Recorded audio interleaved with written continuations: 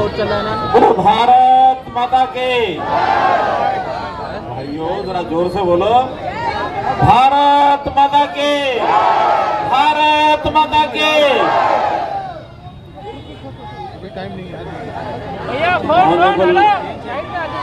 Chandrababu Naidu ji, chief minister Andhra Pradesh,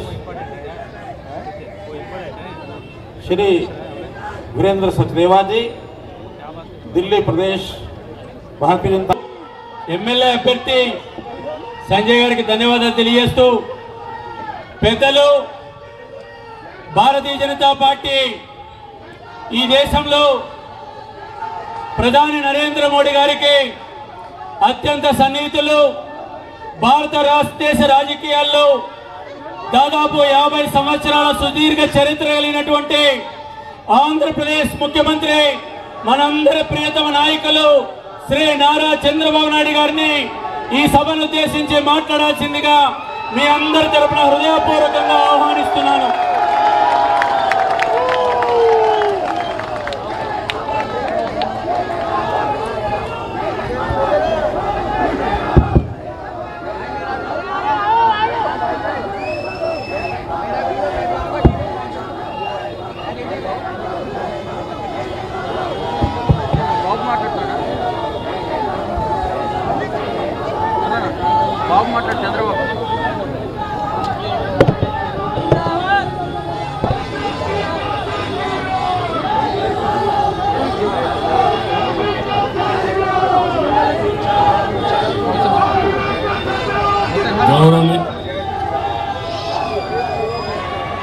అందరికీ నమస్కారాలు.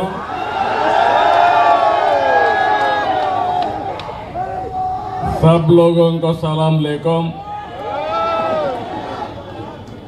అందరికీ మరొకసారి అభినందనలు. ఈ రోజు మనందరం కూడా ఇక్కడ బీజేపీ అభ్యర్థి శ్రీ సంజయ్ గోయల్ని గెలిపించడానికి ఇక్కడ సమావేశమయ్యాం. గట్టిగా చప్పట్లు కొట్టి గెలిపిస్తామని సంకల్పం చేయాలి.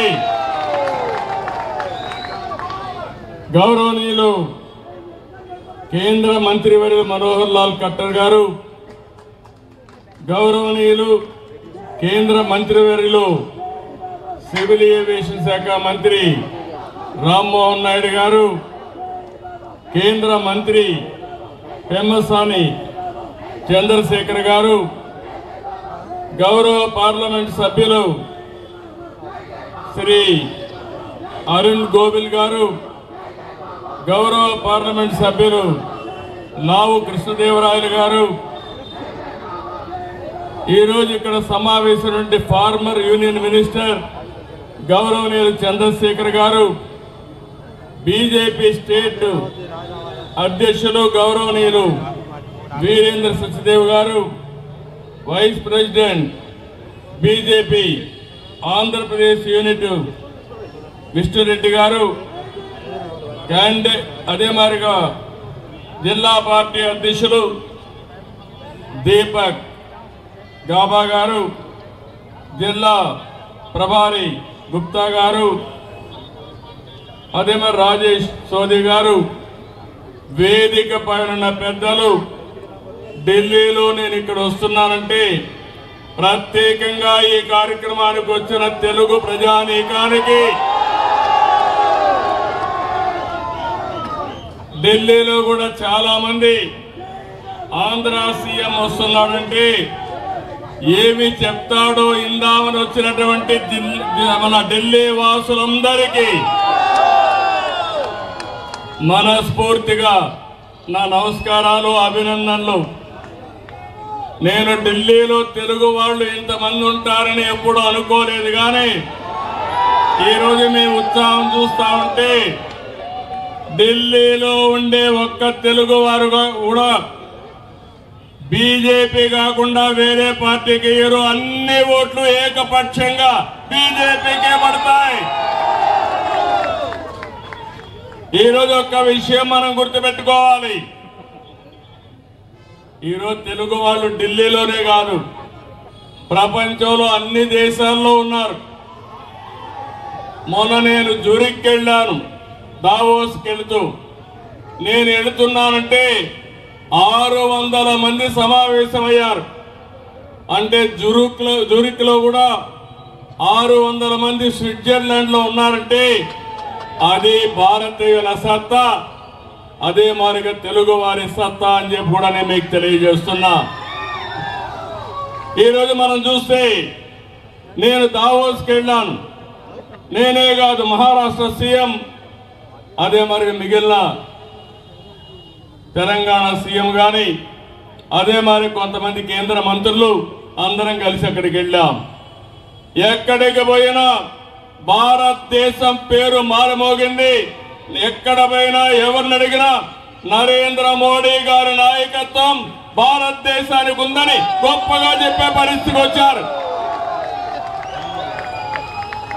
ఈసారి దావోస్ లో చూస్తే 2 ప్రధానమైన సమస్యలు ప్రపంచమంతా కూడా చర్చించారు. ఒకటి ఆర్టిఫిషియల్ ఇంటెలిజెన్స్. ఆ ఆర్టిఫిషియల్ ఇంటెలిజెన్స్ ని ప్రమోట్ చేసే వ్యక్తి మన ప్రధానమంత్రి నరేంద్ర మోడీ గారని చెప్పి మీకు తెలియజేస్తున్నా. రెండోది మీరు చూస్తే గ్రీన్ ఎనర్జీ.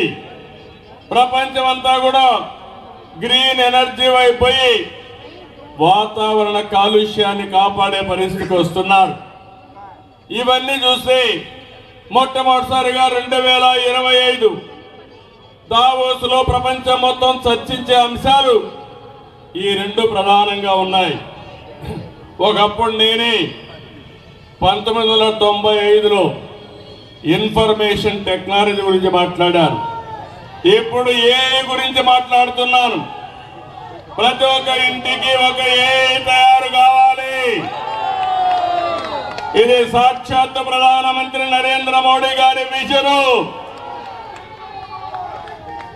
ఈరోజు మీరు ఒక విషయం గుర్తుపెట్టుకోవాలి. ఢిల్లీలో ఉండే ప్రజలందరూ ఆలోచించాలి.